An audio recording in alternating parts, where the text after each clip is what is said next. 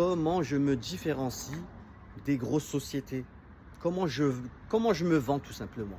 Alors, on va dire qu'il y a une personne, oui, pourquoi je prendrais vous et pas Honnête ou Samsic ou Veolia? Un exemple, hein, j'ai donné des grosses sociétés au hasard.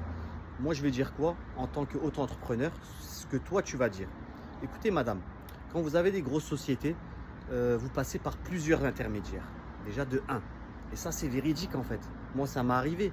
Quand tu parles à une personne, elle va le dire à l'autre, qui va le transmettre à l'autre, le salarié va venir, il va mal comprendre.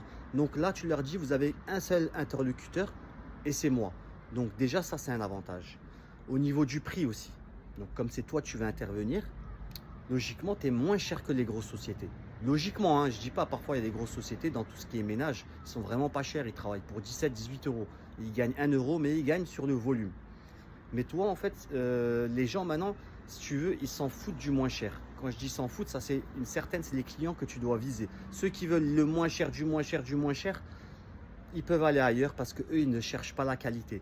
Mais toi, comme tu travailles à ton compte, logiquement, tu vas te donner à fond. Donc, tu vas faire un travail de qualité et tu ne vas pas t'arrêter. Un exemple, si tu sais qu'un salarié il finit à 17 h, à 17 h, ça y est, hein, même s'il n'a pas fini, il va bâcler le travail pour finir à 17 h. Mais toi, en tant que patron, même si ça dépasse 17h30, 18 h, 19 h, ce sera pour ta pomme. Tant que tu ne pars pas du chantier, tant que le travail est nickel et que le client soit satisfait. Ça, c'est très, très, très, très, très important. Tu vois? Alors que maintenant, si tu bâcles le travail, déjà, tu auras une mauvaise pub. Le gars, il va plus jamais te rappeler. Et il va dire, mais t'as quoi de différence avec les autres sociétés? Donc, c'est pour ça qu'il faut se différencier. Et il faut s'adapter aussi. Chaque client est différent. Donc, par rapport au caractère, par rapport, je ne dis pas qu'il faut se laisser mal se parler et compagnie. Mais la demande de client est différente. Tu sais que maintenant, un client, il est très, très, très, très, très pointilleux. Tu vas faire un peu plus attention. Certes, tu vas demander le prix en fonction.